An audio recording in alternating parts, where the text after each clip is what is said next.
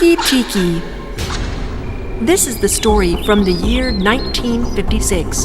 There was a city named Hokkaido in Japan. In that city, there was an area named Muroran. There was a college in Muroran, and in that college, a girl named Kitsu was studying. One day, Kitsu came to college with her father's car. Her friends were very happy to see this.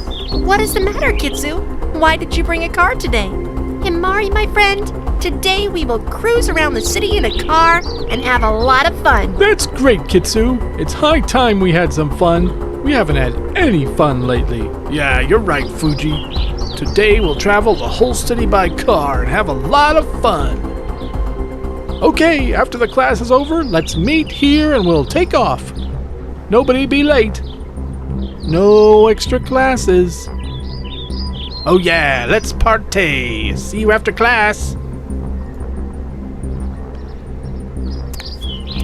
Everyone returned to their classes. In the evening, when the college was over, Kitsu brought the car and everyone piled in. They drove all over the place. Okay, guys, where to next? I'm running out of ideas.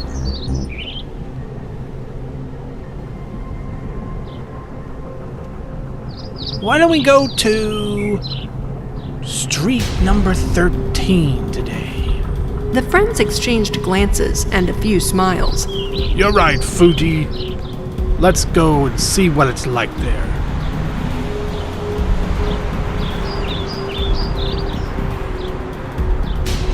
What are you guys talking about? What's so special about Street 13? What are you talking about, Himari? You really don't know about street number 13? No, obviously not. I just moved here, remember? That's why I'm asking you guys. Fuji, you tell Himari. 20 years ago, a girl named Kashima Riko lived on that street. One day, some goons harassed her and cut her body in half. Since then, the upper part of her body keeps roaming that street, and as soon as anyone passes through that street, she kills them. She is known as Tiki in Muroran. What? Why? It's said that she's looking for her bottom half. Kills everyone wanting to take their legs as her own. Meaning that she kills first and then cuts people's legs off and tries them on, and then when they don't fit, she's enraged and goes on to find her next victim. Listening to Himari, everyone starts laughing. So tell me, friends, are we going to street number 13, or should I take a U-turn? Street number 13. No, friends, let's not go today. I have to go home early today. Anyway, it's very late now. What are you talking about? Today we got the opportunity to go there. But I also really need to get home early today. We'll go again sometime. Anyway, that place is far away from here. Himari, we just gotta go today. I promise we will return from there soon. Yeah, come on. Agree on this. Okay, fine. But we won't stay long. I love my legs so much. Everyone started laughing at Himari. Kitsu sped up the car so they could get there sooner. And just as they approached Street 13, a woman appeared in front of them. She had white hair and looked very old. Kitsu stopped the car, and the woman came to the window, laughing. Everyone was shocked to see that woman.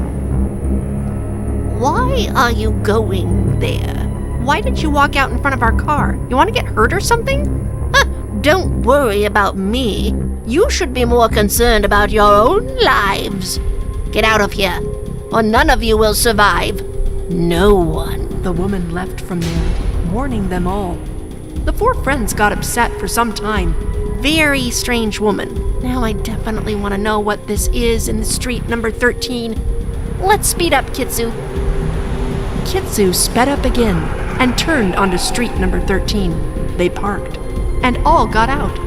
They were all looking at the street. No one lived on that street. All the homes were boarded up. The street was completely deserted, and there was nothing but street lights all around. I don't see anyone here. I guess Kashima already knows our legs are the wrong size for her. The other kids laughed at her comment. Before they could go back to their car, a knife flew through the air and stabbed Himari in her neck. Blood starts pouring out from Himari's throat, and she falls to the ground. Himari! Who threw this? Himari! Himari suffocates. Seeing this, the other three friends were terrified. We have to go to the hospital as soon as possible. They started to hear a strange sound from up the street. When the three looked at the street, they saw two glowing eyes coming close to them. She was none other than Kashima. Half of her body was crawling towards those four, but she was so fast. Kashima came to Kane and stabbed the knife into his shoe. Kane screamed badly. Run, everybody! We've got to get away from here! Kitsu and Fuji started running, but Kashima grabbed Fuji's leg, and she bit into his leg. Fuji fell to the ground. Kitsu looked back, terrified and shaking. Kashima was attacking Fuji's body with her sharp teeth. Kitsu ran towards the car and started the car and drove it away quickly.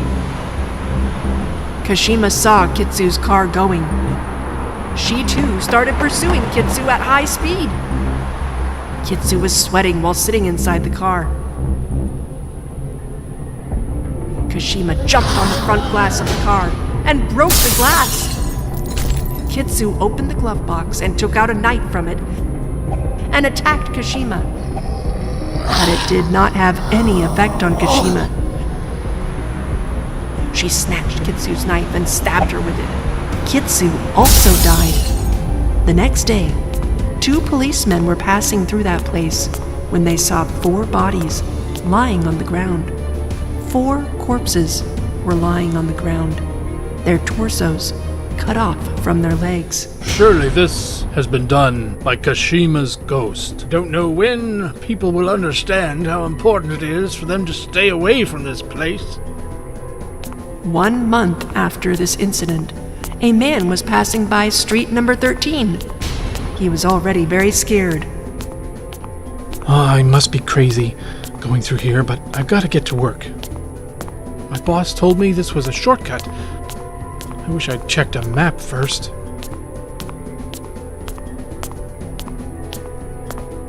He stood in front of street number 13 and started looking around. Oh no. Where do I go from here? I'm so lost. I'll walk down this street and see if anything looks familiar at the other end. The man started going inside the street, and shortly thereafter came his loud shouts. After that accident, the government stopped coming around that street and put boards of no entry all around. The whole city did not pass through that place to avoid the havoc of street number 13 and Kashima. The end. The village of Kuldhara. Ava's mother was from the state of Rajasthan, India. Ava loved traveling to India. She used to visit often to explore. In 1995, Ava took a trip to India to visit Jaisalmer with her college friends, Oliver, Nora, and William. However, when William learned that Ava wanted to visit Jaisalmer, he was not happy with her decision. He went to Ava's room to talk to her. What's the matter, William? You're not ready? Hurry up or we'll be late. Eva, can't we go somewhere else? Do we have to go to Jaisalmer? What's wrong, William? Why do you want to go somewhere else? There is a village named Kuldhara in Jaisalmer. Don't you know what happened there? Oliver and Nora came to Ava's room and listened to William's story. We don't know. What happened there, William? I read about that village. That place is haunted. Oliver laughs at this. Come on, William. Whenever you go somewhere, you always make up a story for that place. I'm not making it up, it's true. I read about it in this book. 300 years ago, that village was very happy. Anything the villagers wanted was there. They were not lacking in anything. But a merciless king, Bhushan Singh, took over the village and persecuted many villagers. Gradually, the whole village became empty as the villagers started leaving. That made the king angry. So he imposed restrictions on the villagers, leaving the village and tortured them. It is said that he killed 500 people in the village so that everyone would be too afraid to leave. A few years later, the king fell ill and died. But even in death, the king could not stay away from controlling the village. His ghost tormented the people of that village, and legend says that even today, when someone comes close to that village, he kills him. Everyone was listening intently to William's story. Oliver and Nora looked at each other and started laughing out loud. See, Eva? That's why I didn't want to come here. These guys always make fun of me. Guys, don't make fun of William, all right? What do you expect, Ava? It's always like this. Silly William. Ava spoke while looking at William. William, don't worry. We won't go near Kuldhara village. Okay, Eva. If you say so. Let's go sightseeing. Ava went out to visit Jaisalmer with her friends. They traveled all day. At night, when they were returning to the hotel, they saw a sign for Kuldhara village on the way. Oliver stopped the car at the sign, and William started to panic. Please don't joke, Oliver. Let's get out of here. I'm really scared. Hey, nothing will happen. Let's just drive around the village. We'll stay in the car. Yeah, let's go. Oliver sped up and drove inside the village. The whole village was deserted. It was dark. Bats were flying everywhere. In the distance, you could hear a cat crying. Oliver stopped the car and got out. Nora got out with him. With the torch, they started looking around the entire village. Oliver, let's get out of here. It's not safe to stop here. William, there's nothing here. Come out, come on. William and Ava also got out of the car to look around. William saw a broken statue at the end of his torch beam. Suddenly, the eyes of the idol started glowing red. William was terrified. Let's get out of here, please. I'm really freaked out. Come on, guys. Let's go to the hotel now. Come on, Oliver. These scaredy cats won't let us do anything adventurous. Okay, come on, man. All four of them turned to get in the car when they suddenly heard someone crying. They looked around, but no one was there. Where are those voices coming from? The sounds of crying grew louder. It sounded like someone was begging for his life. Now, all of them were terrified. Save us! Save us from the smallest king! Let's go. Hurry up. The four quickly got in the car. Oliver started the vehicle in a panic, but the vehicle wouldn't start. He was trying constantly. Fear and nervousness was now clearly visible on everyone's faces. What's going on, Oliver? Hurry up! The car's not starting. I don't know why. See, I told you guys we shouldn't come here, but who listens to me? The engine finally started, and the car started running. See, William, the car started. You get scared of everything, man. Let's get out of here, now! Oliver sped away, but was stopped suddenly by the king's ghost standing in front of the car. He was terrified to see the ghost. He lost control of the car and it collided with a stone. Oliver's head slammed into the steering wheel, knocking him unconscious. As everyone came to their senses, Nora's gaze fell upon the unconscious Oliver. She panicked. Oliver, wake up! Nora, come to the back seat and sit with Oliver. I'll drive. William, come sit in front with me. We should go to a doctor as soon as possible. Nora, Ava, and William got out of the car and unloaded Oliver. Nora noticed that Oliver was bleeding from his mouth. Oliver had no pulse, and his body turned blue. Oliver's dead, Ava. The trio were standing in shock over Oliver's death when they saw the king's ghost standing in front of them. His eyes were red, and he had a sword in his hand from which blood was dripping. He was looking at all three with anger. All three were terrified. How dare you come to my village?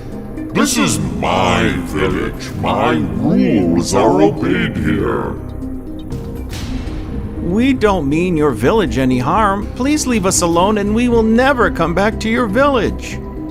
I will make an example of you all. It will strike fear into the heart of anyone who dares come near my village. Fearing the king's words, they all fled in different directions. The anger of the king's ghost grew beyond limits. He took his formidable form and attacked them all with his sword.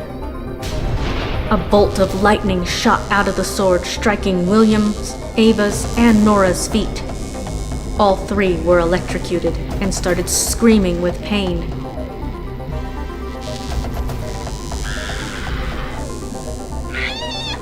Nora died instantly.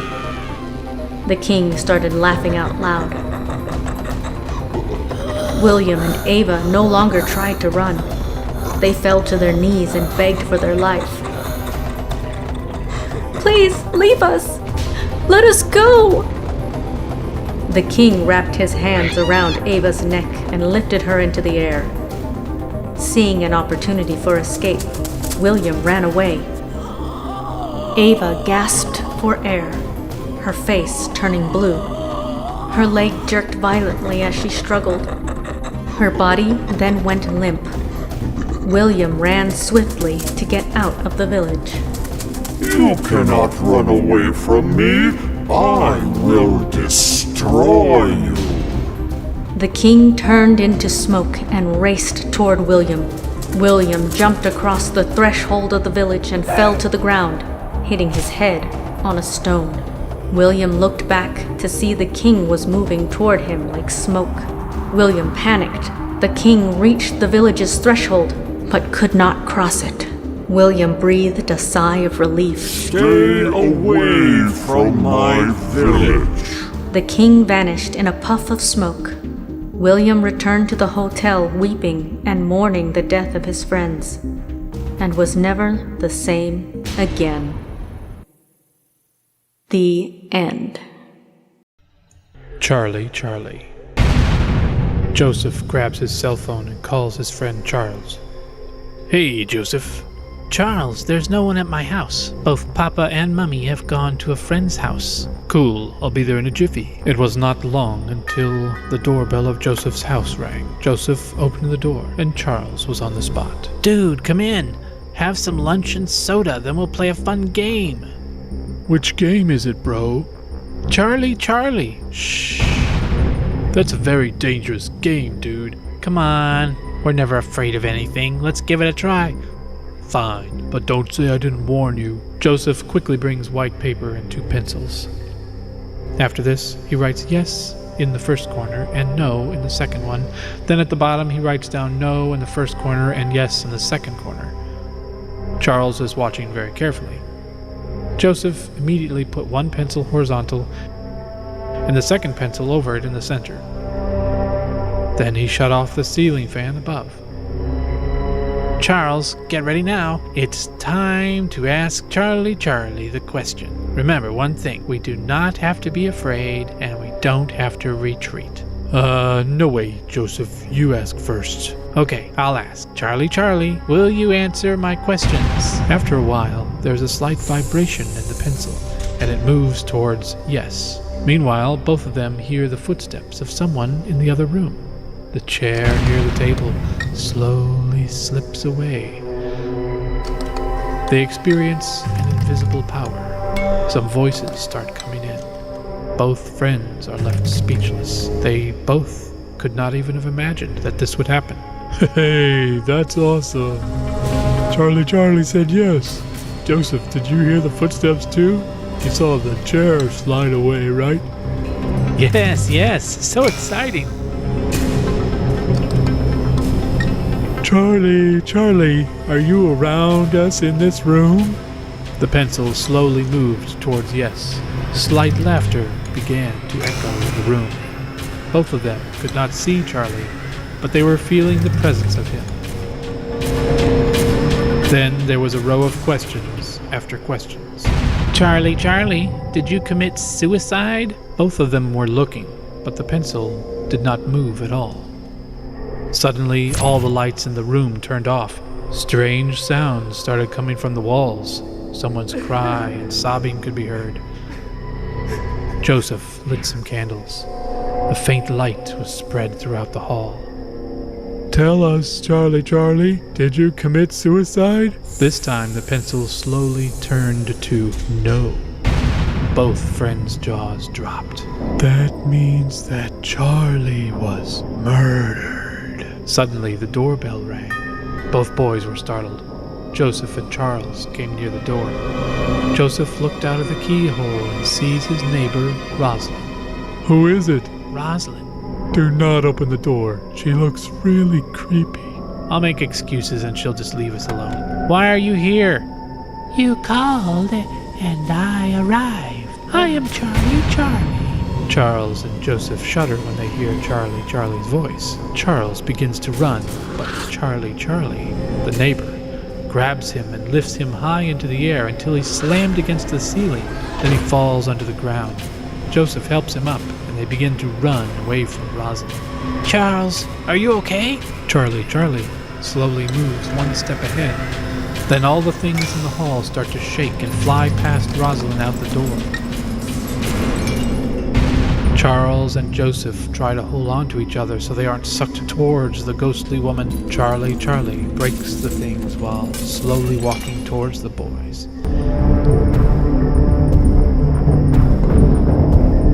You have started it, but I will finish it. Suddenly the door closes by itself and the house is still and quiet. Charlie, we're your friends. Charlie laughs loudly.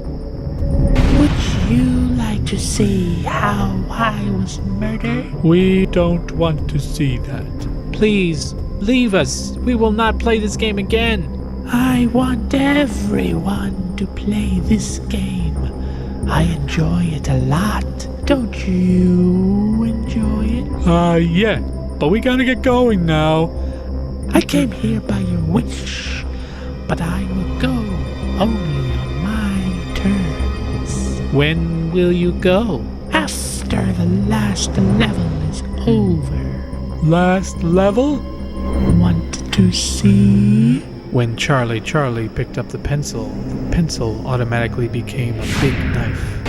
I had a birthday that night. I was waiting for friends to come. They came and they cut me with a knife. I could not even cut the cake. Today, I want to cut the cake. Please wait. We'll go get the cake. Come on, Charles. The cake is already here. Where is it? Here it is. Charlie, please. Please, Charlie. Joseph, I will not cut this cake. You will sing for me. This is the game. No, I can't do this. Think. I'm giving him an easy death. If you refuse, then I will give him a terrible death. Okay. Joseph, please, Joseph. Please, Joseph, please. Sorry, Charles. Goodbye. Take this knife. Saying this, she gives the knife to Joseph and throws Charles onto the table. Come on, Joseph. Happy birthday to me. Come on. Happy birthday to you. Happy birthday, dear Charlie. Happy birthday to you. He cuts Charles while singing, and he starts to bleed. Charles agonizes. Charlie grabs Joseph's wrists, and they lift the knife up in the air together as they sing, then plunge it into Charles, who dies instantly. Please leave me now. I obeyed you. Joseph, do you know who murdered me? Who? My closest friends. You turned out to be a traitor like them, Joseph. You killed your friend too. What are you saying?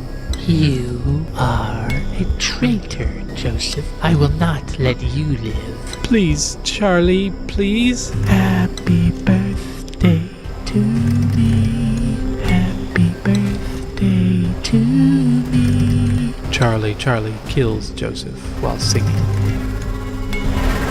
5, 4, 3, 2. 5, 4, 3, 2. Both dead. Who's left? Rosalind, it's you. The Charlie ghost leaves Rosalind's body for a moment. Rosalind suddenly wakes up. How did I come inside? Oh no! Joseph! Charlie! What has happened? Oh no! What have I done? Rosalind throws away the knife, but then she is overtaken by Charlie again, who laughs loudly. Happy birthday to me. Happy birthday to me. Charlie picks up the knife and stabs herself while singing. Happy birthday, dear me. Rosalind kills herself while singing and crumples to the ground, dead. The end. The Bell Witch. This story begins in the year 1804. John Bell and his family lived in a house on 300 acres of land.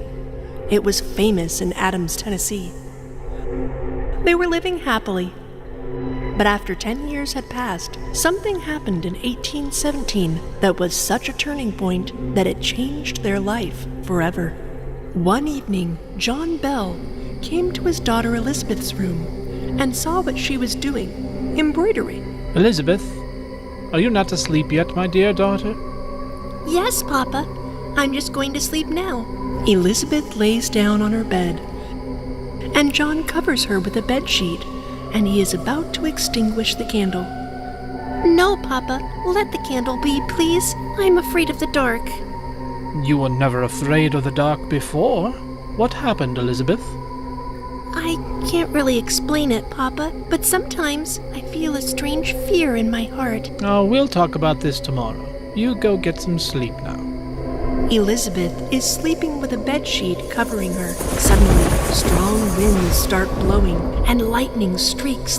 The sound of a creaking door, opening ever so slowly, reached her ears, and it seemed that a shadow was standing at Elizabeth's feet, her long, wild hair flying. Her eyes are just visible, and she slowly pulled down Elizabeth's bedsheet from her face. Elizabeth pulls up the bedsheet again. The dark figure pulls the bedsheet off her. At this, finally Elizabeth opens her eyes, and as she wakes up, the witch starts flying round in the air. Upon seeing this, Elizabeth cries out in fear. Papa! Papa! Save me, Papa! John ran and came through the open door. What happened, Elizabeth? Did you have a nightmare? Elizabeth had lost her voice. All she could do was just stare upwards and think of that horrible incident that she could not get out of her mind's eye. Papa, can I sleep in your room, please? I don't want to sleep here. Okay, dear, but we will not disturb Mummy. I will sleep here with you. Mummy's health is not feeling well. The next day, Elizabeth's mother, Frida, was drying the clothes outside when Elizabeth arrived. Dear Eliza, did you have a nightmare yesterday? No, Mother. It was all true. You think I'm lying, but everything really did happen. Okay, dear, you go to your room. I'll prepare lunch and let you know when it's ready. Elizabeth leaves to go to her room. Frida is coming inside the house after drying clothes. When the witch sees Frida going into the house, she quickly flies towards her, and all the clothes fall to the ground. When Frida looks back, the witch is standing in front of her.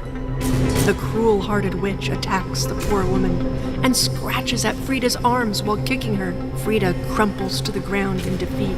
Elizabeth hurriedly comes to her mother's aid and sees that the witch is holding Frida's throat and raising her in the air. Elizabeth is terrified at this horrible sight. Mother! Leave my mother!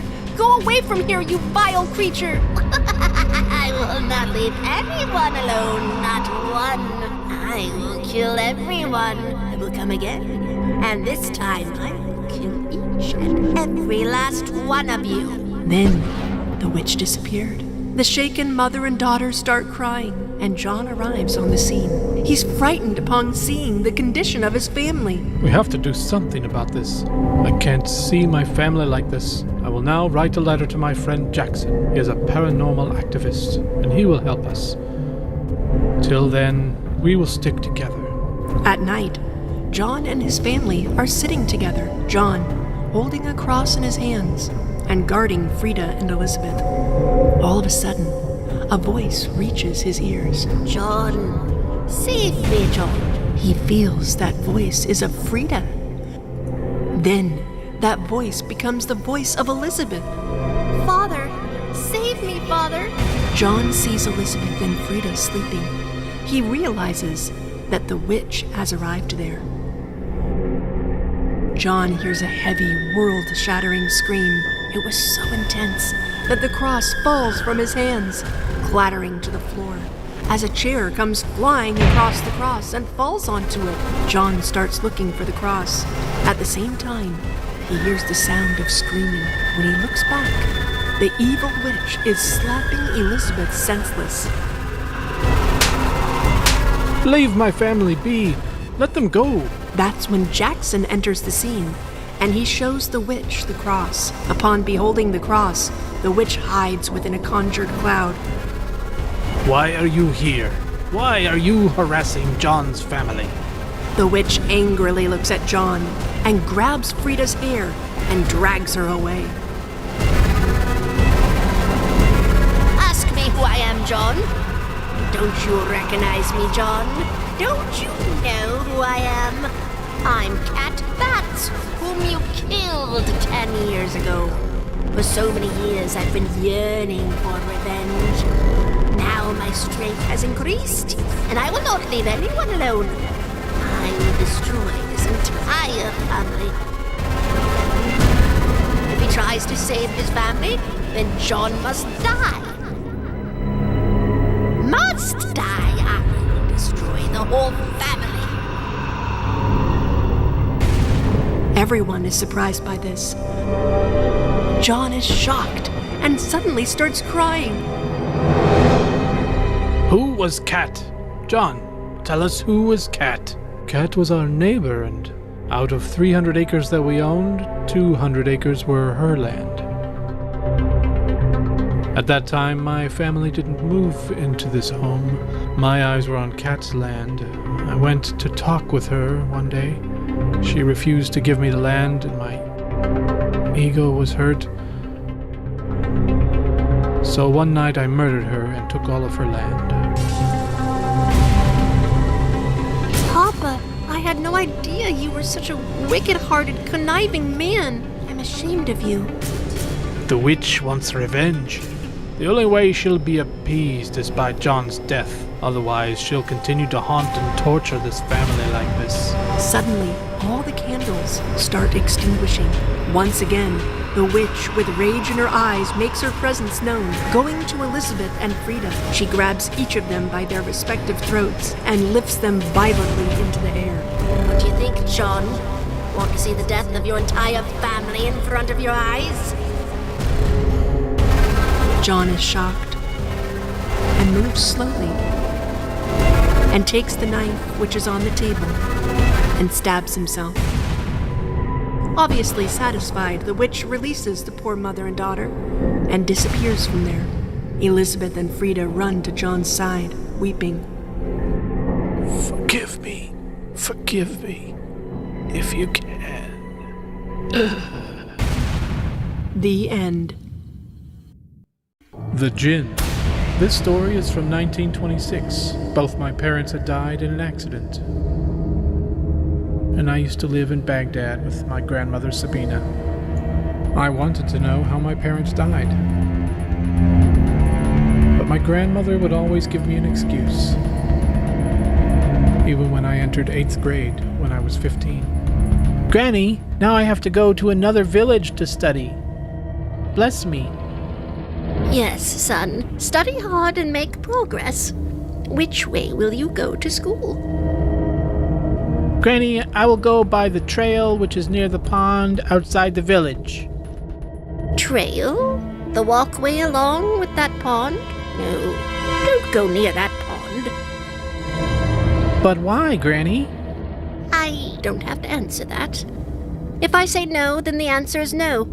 Do not go near that pond. That day, my grandmother refused to let me go near that pond, but I just had it stuck in my mind. Then I decided I would go to school that way. Eventually, I made 2 good friends, Afreen and Hamza. All 3 of us used to go to school on that path beside that pond. You know what, Omar? My mother says that a genie lived near this pond. Many years ago, he ate many people. Later, he was seized in a small pot and thrown in this lake. No way, Afreen. Maybe that's why Grandma always forbids me to come here.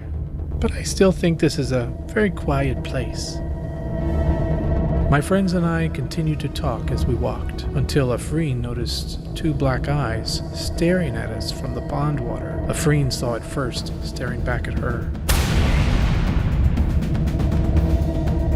She turned away, afraid. Who's there? Who is that?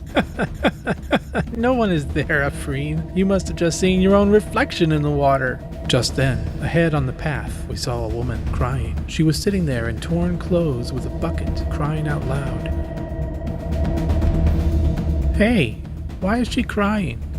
Omar, don't go near her. We don't know who she is. I'm already freaked out, and it's getting dark. Let's get out of here and go home. How can you talk like that? Afreen, you're such a scaredy cat. We're both with you. Then, all 3 of us approached the crying woman. Why are you crying? I won't be able to catch a single fish today. The little bunny which I had also fallen in that pond.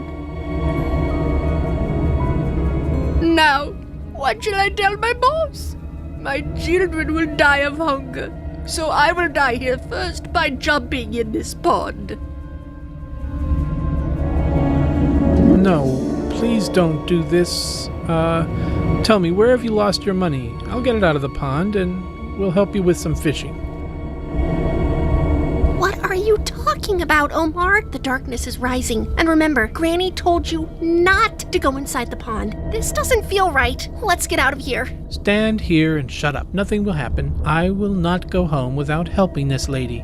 But we didn't know the 2 eyes were watching us. Just out of view, there was a slight movement in the pond water. A strange shadow that slowly rose up to the surface. At first, it appeared like a snake, then suddenly turned into a lizard.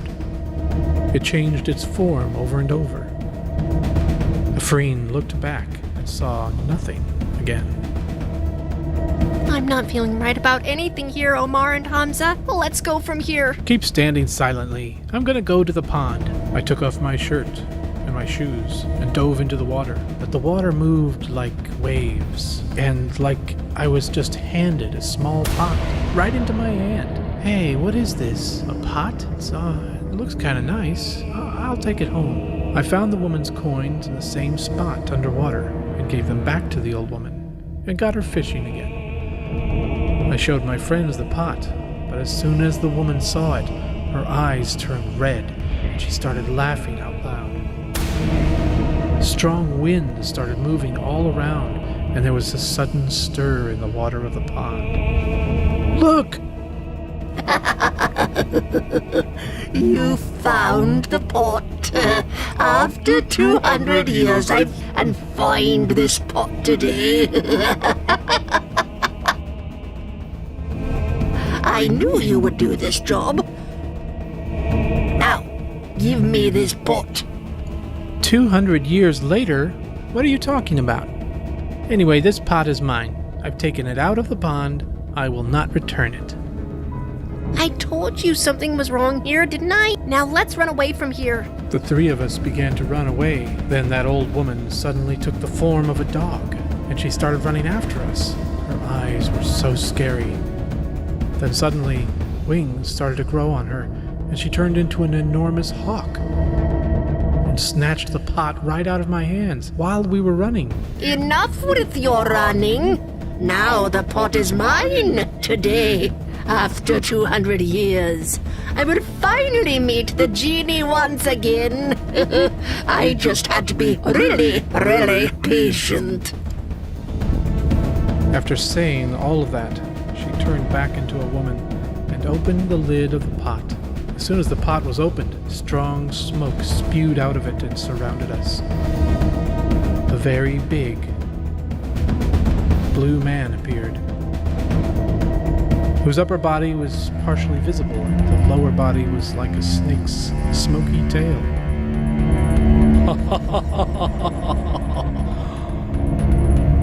Wow. Today I got my freedom after 200 years. Now I will rule the earth.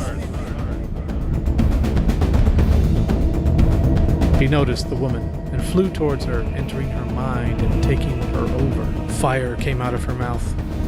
Her teeth grew sharp, and she started laughing out loud. Her legs turned into a snake's tail. We were terrified, and we all started running back along the path. But the genie ran faster than us and caught my leg and threw acid on my face and mouth.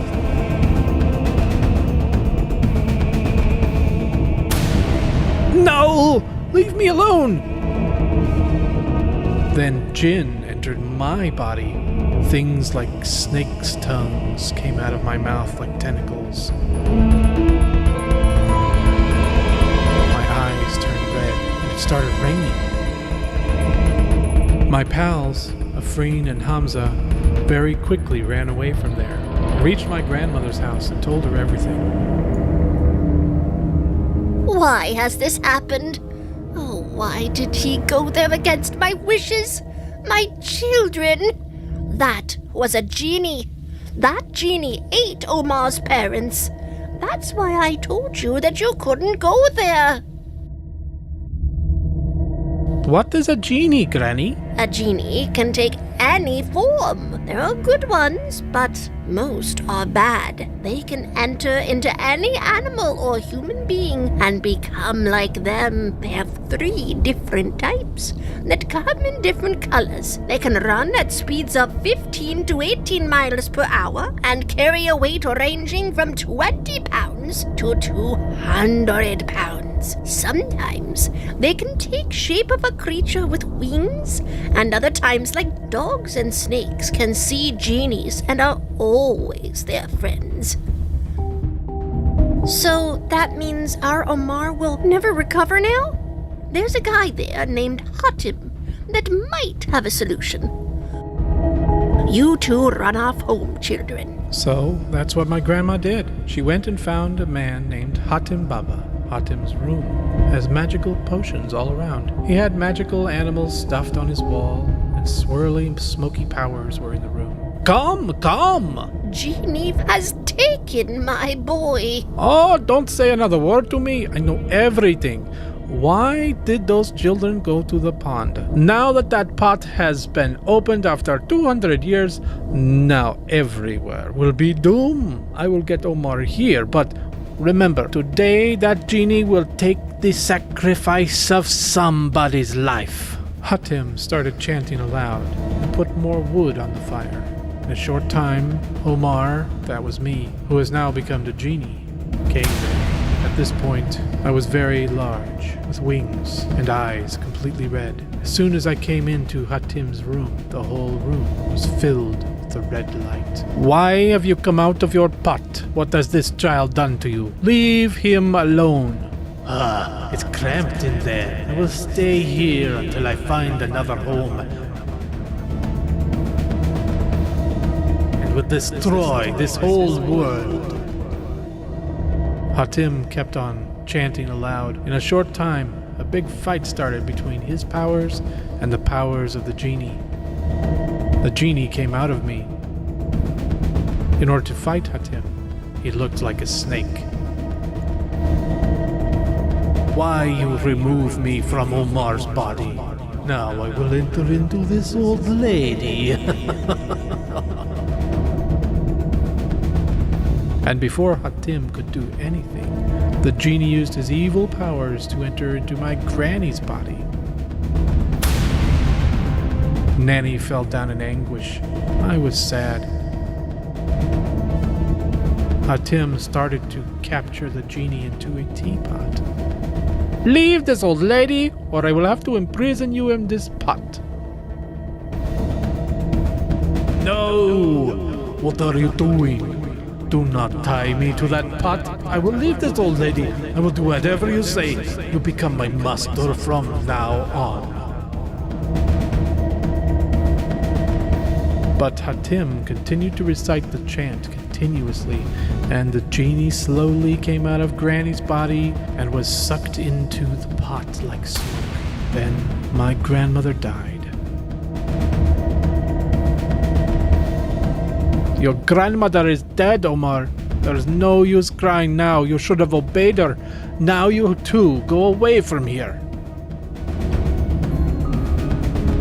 I've never forgotten that genie. And I realized that because of my mistake, my grandmother left this world. The world of the jinn is very dangerous. The end.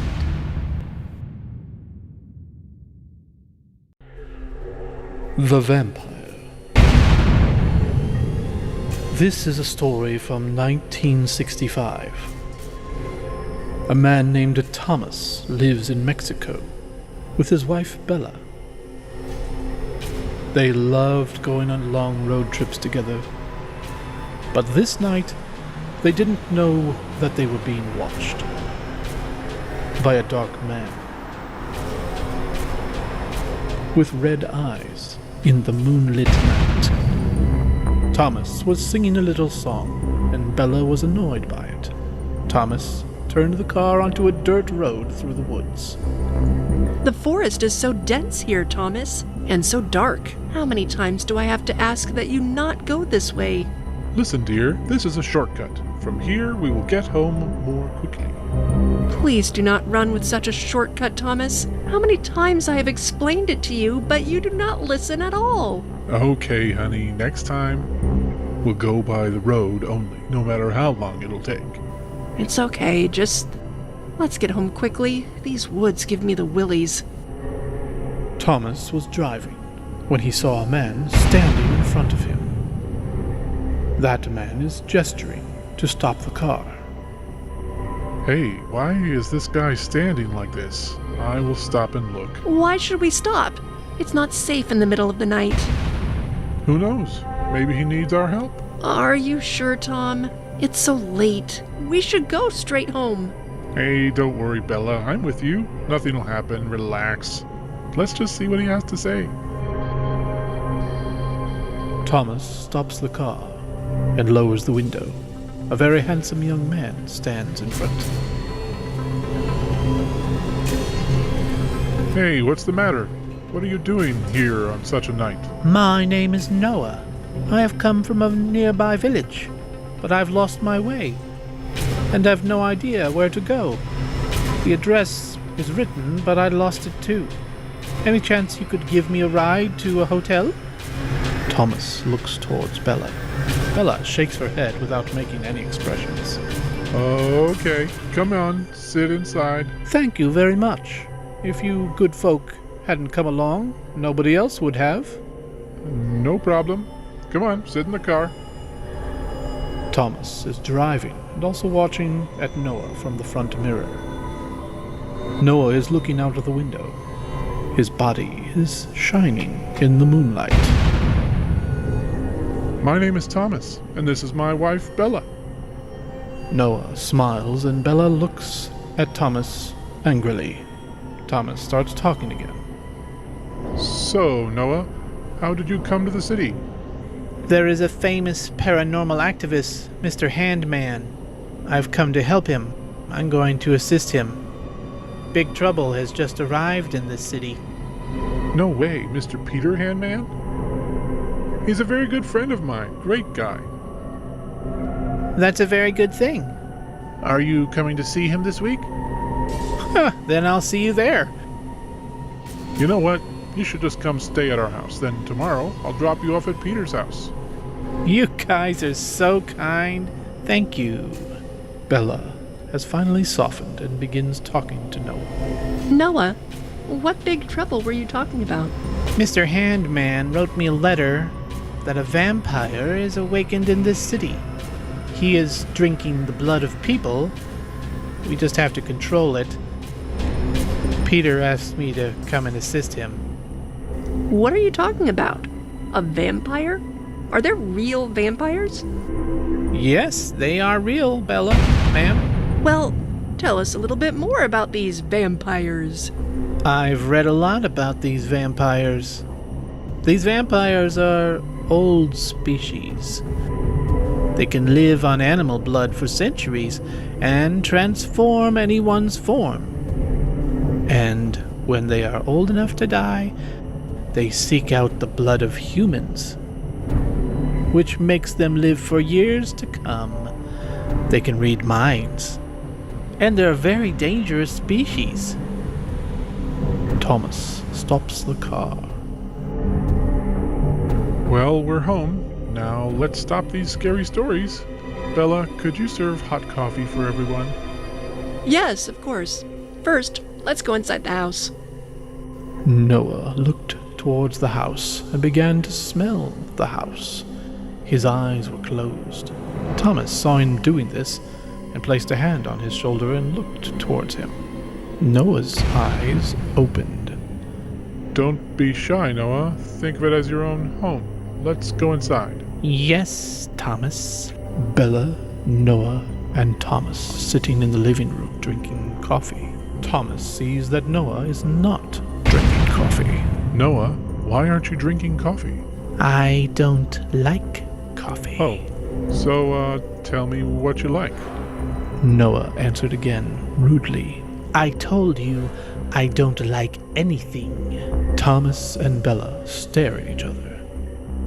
Just then, a huge bat flies into their house and starts to roam all around. Whoa! Where did that come from? Thomas, do something! The bat's eyes turn red, and he comes in front of Thomas and strikes his face. Hey, are you all right? Thomas's face and hands get marks, and his body begins to bleed. Noah feels strange to see that blood. Noah, I have to put the first aid box in the drawer. Get it fast. Bella looks towards Noah, and there is no one there. Noah, where are you? Right behind you. When Bella looks back, Noah was standing there and his eyes turn red. His clothes turn black.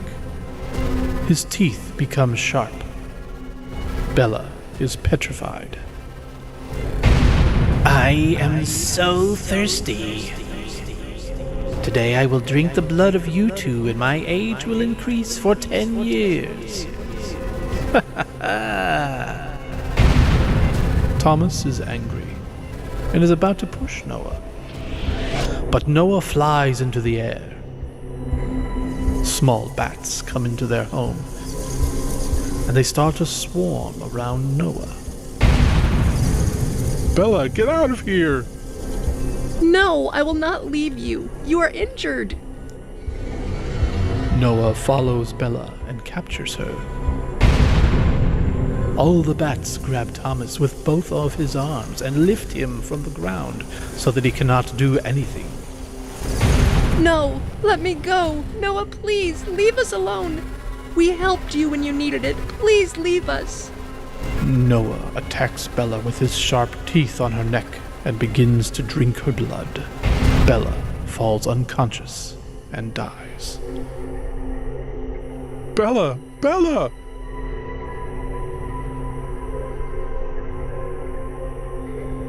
Your wife is gone. Now it's your turn. Noah flies and strikes Thomas's throat, and Thomas is tortured to death. Noah comes out of the house with bats flying through the window. Bella and Thomas awake from death, and their eyes glow red and their teeth sharpen. They, too, have become vampires. They look at each other with a wicked smile, and they go out to the house and disguise themselves and go out on their own prey. Black Nun. This story is from 1989. 3 girls in England, Cheryl, Agnes, and Diana, used to live together on a PG basis. All 3 used to work in different places, and slowly the friendship of the 3 became very deep. Agnes, what kind of boy do you want to marry? I'll marry a rich boy so that I can be in comfort my whole life. Oh my!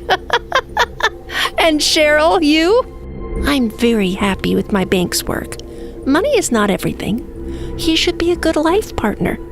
I think both partners should have jobs and run the home together. That's my wish. You and your bank job. I just want such a husband who's a slave to his wife. A few days later, it is Cheryl's birthday. Agnes and Diana made a plan to throw a surprise birthday party together. They had decorated the room before Cheryl had arrived that evening. But Agnes has her birthday at midnight. She will come before from the office, and our surprise will be spoiled. Oh yes, I hadn't thought of that. You do one thing. I will decorate the room, and you take her out of the office to roam somewhere and bring her back till midnight. Wow, that idea sounds fine. I will take her with me to watch a movie. And Diana arrives at Cheryl's bank before her work is over for the day. Hey Diana, what are you doing here? I thought I would take you to see a movie after this boring work. Want to come? Oh, well, that invite sure is a surprise. And where's Agnes? I don't know where she's at today, but both of us can go and watch a movie. And thus, Diana makes an excuse to her friend's boss, and she takes her friend Cheryl to the movie. All the while, Agnes is preparing a surprise birthday party for her. Both are returning home after watching a movie late that evening. The movie was very good, Diana. Thank you. No problem, my friend. You do all that boring work at the bank. You deserve some entertainment. While walking home from the movie and chatting along the way, suddenly a woman appeared in front of them. She was very ugly, and she wore the clothes of a nun. She walked as if floating on air.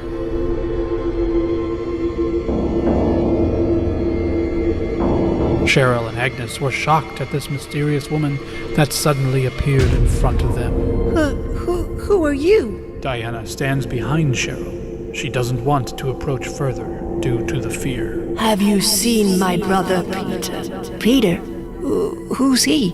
I don't know any Peter. You work at Bank of England, don't you? Yes. And yet you don't know Peter? He's my brother. Where is he? Come on, Cheryl. Let's go. Don't answer her. I think she's crazy. Let's leave. You know my brother Peter. He used to work in the Bank of England, too. I don't know. I have no idea who he is. You don't know then? And the nun starts walking forward, screaming, and clutches Cheryl's neck. Suddenly, her eyes turn deep red. And instead of tears, blood streams from her eyes. Suddenly, her nails grow longer and sharper, holding Cheryl by the neck as she begins to fly up in the air, and she starts laughing loudly.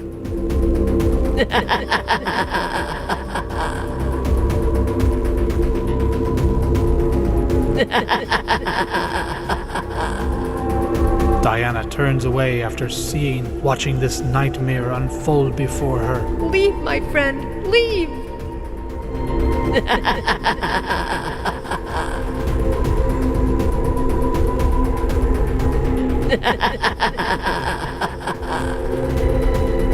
The woman takes Cheryl to a very high place and drops her from that immense height. Cheryl's head collides with the ground and immediately cracks open upon impact, and she begins bleeding out. And that mysterious woman disappears in the wind. Diana runs towards her dear friend, trying to help, but by then she has lost too much blood. Through tears, Diana pleads to her deceased friend. Cheryl, come on, wake up. Today's your birthday. See? Agnes made a surprise plan for you. Get up now. In a while, a crowd gathers. The police car and the ambulance also come there. They pick up Cheryl's body. Diana is crying and giving a statement at the police station. Then Agnes arrives there. Agnes, our Cheryl is gone. She left us on her birthday. That woman killed Cheryl. Which woman? Who was she? Please tell us in detail and help us to sketch her. Diana dictates all the reports while weeping continuously. When the sketch arrives, everyone sees that the woman looks like a black nun. Look, ma'am. Don't cry. We are very sorry for your friend's death. Her case is not normal. We will do a full inquiry on her behalf, but I feel this is the case of the black nun. We can catch a living person, but what about the dead? Black nun? Dead person? What are you saying? I don't understand. Oh, Dr. Robert will be able to explain it all to you better than I could. Please go to him. Here is his address. Who is he? He is a paranormal activity expert and is currently researching the Black Nun. What are paranormal activists? These are the experts who research demonic forces and things that normal people cannot control. Both Diana and Agnes come to meet Dr. Robert the next day by making an appointment in advance. They see that his room is very bright, and strange machinery was set up. There is also a pentagram in the corner, and the doctor was sitting beside it. Welcome, Diana and Agnes. How are you? Do you know us? Yes, the inspector told me all about you. I will also research Cheryl's case. Have you brought the photo? Yes. Robert puts her photo in the middle of the pentagram, and he keeps watching it carefully. Robert starts mumbling quiet to himself. My suspicion was right. This is the work of the Black Nun, and I'm so very sorry your friend fell prey to her. Now, nothing can be done. But why? Who? Or what? Punishment can be given to those who are normal human beings, but the Black Nun is a spirit. Many years ago, in a village, two siblings, Sarah Whitefield and Peter, used to live happily. Peter found a good job in the city of the Bank of England. Sarah, I got a new job, and now I have to go to the city. But don't worry about me. I will keep sending you money, and I will also keep coming to visit you. Peter comes to town and starts his new job at the bank. Initially, he works honestly, but slowly, he gets addicted to earning quick money and starts betting the bank's money. I will become a very rich man one day. But the matter of Peter's fraud reaches the top of the management team, and he is handed over to the police. The case goes on for many days, and British law sentences him to death. And Peter is killed. All the while, Sarah Whitefield was unaware of Peter's whereabouts for months. She finally takes a trip to the city and goes to the bank to find her brother. Where is my brother, Peter? We don't know. The bank staff hides the truth from Sarah for many days, but she is very persistent and shows up there every day to look for her brother. Where is my brother? We do not know. He has not come in for a long time. Sarah senses something is suspicious, and she comes to the bank every day to inquire about Peter. One day, the bankers get tired of her and tell her the truth. Hearing that, Sarah's heart breaks completely. Seeing the horrible emotional state that Sarah was in, the bank people announced to give her a pension on the condition that she would not come to the bank again. After some days, Sarah dies, and she's buried in the backyard of the bank. But suddenly, after some days, people in the bank saw Sarah. And again, she starts asking of her brother's whereabouts. Have you seen my brother, Peter? No.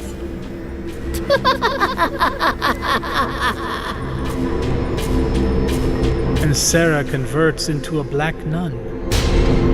Whoever answers her questions, she kills them in anger by smashing their head on the ground.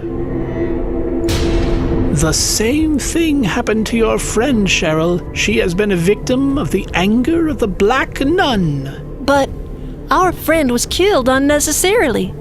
How was it her fault? I can understand your grief. God bless her soul.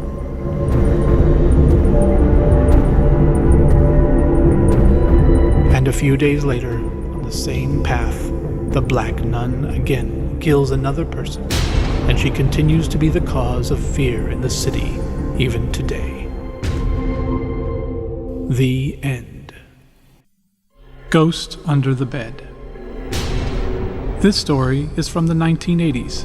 A dad named Alex works his job just outside his hometown, London. He's looking for a house for rent for his wife Daisy and their 15-year-old daughter Lucy. He hears of a house they can afford to rent, and he takes Daisy and Lucy to that home to show them. Daisy, this house is good for you and for Lucy. There's security here, and it's not far from the grocery store, and I can drive to work and come home. I like the place. Yes, Alex. Both of us will be comfortable here. Don't worry at all. You just concentrate on your work. In one room of that house, there is a bed. Daisy checks all the house, but she does not see any furniture other than that single bed. She asks broker Max, Why is this bed kept here? There's no other furniture here. We already have a bed. We do not want this bed. Madam, when the landlord of this house, Thomas, was relocating, he left this bed here. You can use this bed if you want. Okay, we'll use it, but I would like to buy a new mattress for this bed. Okay, sir. Then you can rent the place next month. Once they rent the place, Alex goes out of town for his work, and Daisy and Lucy work on getting the place cleaned up. After some time, Lucy comes to Daisy. Mommy, I will sleep on this bed. I like this bed, and it's very beautiful. Okay, Lucy, you can sleep on it. Lucy was very happy with her new house and her bed, until late at night when she heard a voice calling her. Lucy. Lucy wakes, and she lights the lamp, but there's no one in the room. Lucy falls asleep again. After some time, the lamp burns itself out. She lights it again, but it burns out again. Mommy, someone is calling me last night in my room. Don't be silly. You must have dreamed that, Lucy. Mommy, please sleep with me in my room tonight. Well, okay. Later, Lucy is studying in her room, and she again hears the creepy voice. Lucy. Lucy looks around the room and turns her attention towards the bed. Lucy. The sound is coming from under my bed. Lucy looks slowly under the bed, but no one is there. The moment she turns away from the bed, she hears the voice Lucy. again. She immediately turned back and looked under the bed and saw a frightening, shadowy figure. Then Lucy ran from the bed, screaming. She could not run fast enough. Long arms came from beneath the bed and grabs her. She screams as she is dragged backwards. Mommy! Mommy! Save me, Mommy! Then Daisy came into the room. What happened, Lucy? What happened? Why are you crying? Mommy, there's someone under my bed, Mommy! Under the bed? When Daisy looks under the bed, no one is there. No one is here, dear. Mommy, I saw someone, believe me! There's no one here, dear. You just need to calm down. Lucy is very frightened by this incident, but with her mother there, she calms down, and her mother agrees to sleep in the room with her to prove there is no one under the bed. Lucy. When Lucy lights up the lamp and looks under the bed, a terrible soul is looking at her. She screams loudly and then faints. Daisy wakes up and tries to waken Lucy. Get up, Lucy. Lucy, what happened to you? Wake up, dearie. Lucy's eyes open, but she's not saying anything at all. She was completely silent and just sits in the room all day long, not even going to eat. Daisy worries about Lucy. Daisy calls Max, the broker, to come over immediately. She met him outside in the garden. Was there an incident in this house? Look, do not lie. You do not know the condition of my baby girl. There is something wrong with that room. Meanwhile, Lucy is sitting silently in her room, and again she hears a voice. Lucy. Lucy. Lucy stands up. The room door automatically closes. Just then, a soul comes out from under the bed, and the room is filled with its strange darkness. That soul was a ghost. She had a terrible face. She had long hands that lifted her up into the air. Come, Lucy. This world is not for you. Come with me. That ghost turns towards the lamp, and it bursts into pieces, the glass falling onto the floor. The ghost looks into Lucy's eyes and takes control of her. Lucy starts walking on those glass pieces. All the while, Daisy is outside, questioning the broker. I don't know about the accident personally, madame, but yes, people do tell ghost stories about this place. The landlord of the house, Thomas, had a 20-year-old daughter named Hazel. She used to stay sick all the time. Her mental condition was not good. People say that she was suicidal. Every day she used to find some way to try to kill herself. She used to tell others to commit suicide along with her. Seeing all this, his family kept her tied to her bed to keep her safe, and they did not tell this to anyone. But one night she killed herself by hitting her head on the bed. And after that, one by one, all of Thomas's family also committed suicide. Only Thomas survived, and he left. But who knows how much of this gossip is true or not? Oh no! I left my girl in that room! Daisy runs from the garden back to the house. When Daisy opens the door, she sees that Lucy is walking on the glass, and that she's under the ghost's control. Daisy is terrified. Lucy, my baby girl! Leave my girl alone! That evil ghost looks at Daisy and by levitating all the pieces of glass into the air, throws it towards Daisy. Daisy gets badly injured. Lucy, you come with me. You know what to do. Lucy comes forward to fly from the window. Injured, Daisy grabs her feet, and the ghost grabs Daisy's hair and throws her. No, Lucy, don't do it! Wake up! Lucy jumps out of the window and she dies. The ghost starts laughing out loud. Lucy, well done, Lucy. I expected this from you. Daisy's mental state gets unstable. Max runs upstairs and sees Daisy crying badly, and Lucy is dead. He informs Alex, and Alex comes home and weeps badly. He killed my daughter. My daughter also committed suicide. I should also die. Everyone should die. That ghost is watching her. The end. Sabrina. This story is from 1935. In a small town in Indonesia, Johnny and Maria used to live with a little girl by the name of Kits. Kits was Johnny's niece. Both of them adopted her after the death of her parents. Dear, why aren't you happy? Where is my mother and father, Uncle? Now we are your mother and father. 2 years had passed, but Kits still always remained depressed. Johnny owned a famous toy shop. His dolls were famous throughout all of Indonesia. Johnny created a very famous brand of dolls, and he named them Sabrina. And one day, Johnny brings home a Sabrina doll for Kits. Maria, this is a gift for Kits. You give it to her. What's this, Dad? This is Sabrina doll, dear, which your father has specially made for you. It is also bigger than the rest of the dolls. Thank you, Aunt. No, honey. Say thanks to your father.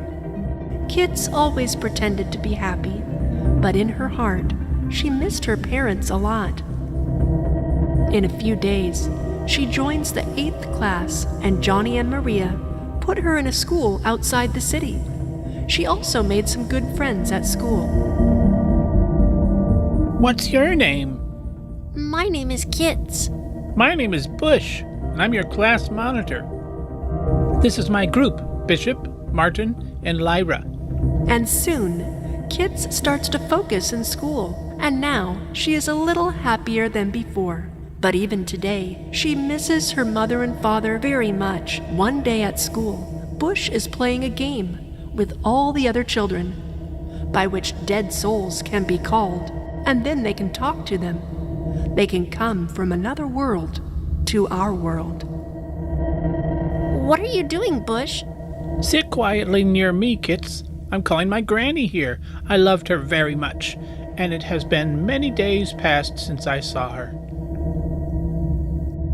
So, does this game bring dead people? Yes, they will come, only if you call them properly, but you have to make sure that you send them back very carefully. If not sent back properly, they can create a lot of destruction in our world. Bush starts playing the game. Someone turns off the lights in the room, and after a while, a spirit appears. Pictures in the entire room start shaking. Suddenly, Bush's granny appeared there. Bush starts talking to her, and Kits carefully kept a watch on all this. Everybody chants and talks to the evil spirits after Bush's granny leaves, so that she could return to her entity and would not remain on Earth. Go back, Granny. It was good to meet you today. Now you can return to where you came from. In this way, I can also meet my mother.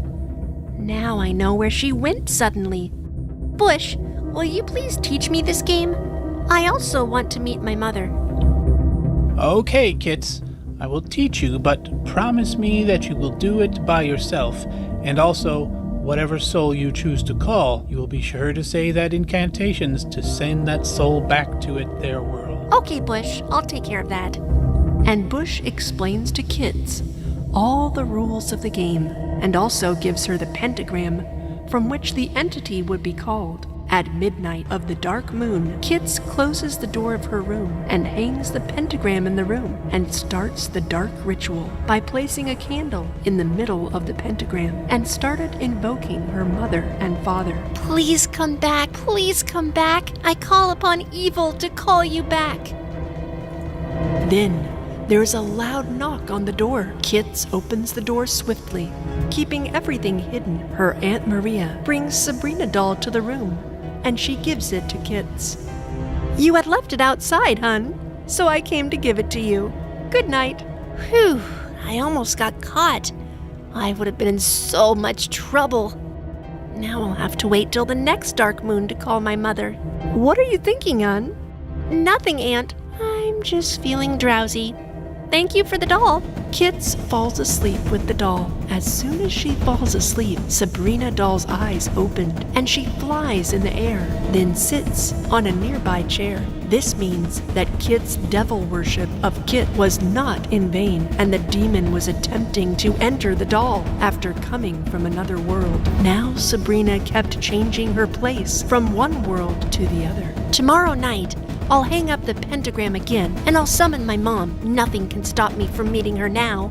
Kits hangs the pentagram again the next night, and then unexpectedly, the movement begins in Sabrina doll. She slowly starts transforming into a demon, and all of a sudden, her nails begin to grow into claws, and her hair turns a vicious red. Her feet turn backwards, and she's dangling with her feet from above the ground.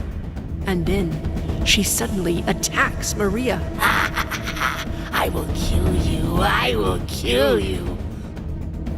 Who are you?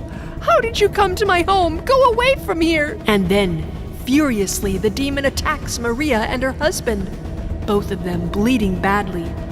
The demon doll tries to enter Maria's body, but somehow, both of them escape from the house. What is happening? Who was that? And how did it come to our house? I don't know, Maria. We'll have to find out. I have a friend named Darla. She is a paranormal expert. We should meet her as soon as possible. Run before it does more damage! Both Maria and Johnny approach Darla and tell her everything that happened. She's an old woman who's come to resolve some unfinished business. What should we do? We have to go back to your home to find it. Armed with this new knowledge, all of them return to the house and summon the demon with the help of the Charlie game and pentagram. But the demon was very powerful, and she set the game aflame and turned it to ashes. It suddenly became dark throughout the whole house. All photos crashed, thumped, and trembled against the walls. Then Kits approached them, and she was flying in the air. Hey, what happened to Kits? Stay away from her. She's possessed. The demon is inside her. Get away. No! How can I leave my child alone? Then Kits lunges violently forward and attacks them. Sometimes she hangs upside down on the wall, and sometimes starts flying. Her strength was so great that all three grown adults were unable to restrain her. It looked as if blood was dripping from her eyes. And then suddenly, she seized Maria's throat.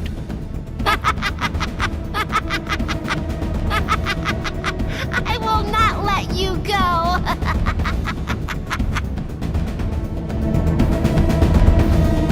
Then, Darla starts chanting loudly, and she catches Kits from the back.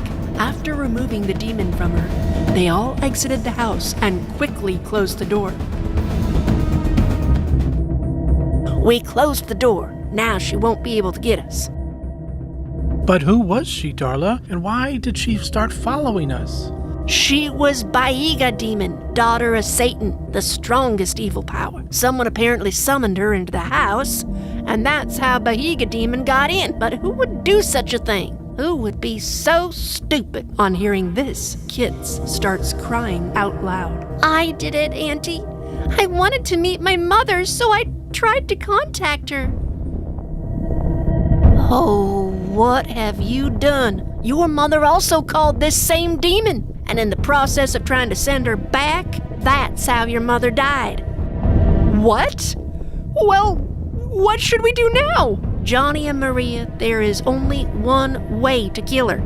There's a dagger in the cave of Black Mountain. We got to get it. Only with that knife can we send Baiga back to her world. Otherwise, she'll come back to life. So, let's not delay. Hurry up before she takes on human form. Maria and Johnny bring a dagger from the hill mentioned by Darla, and they think that everything will be all right now. But they are gravely mistaken. While coming out of the house, Kits brings Sabrina doll with her. For a while, doll stays calm. But after some time, the Baiga demon enters inside her, and the doll's eyes begin to open. Who are you? What else do you want from us? I will kill you too and will take you to my world with me.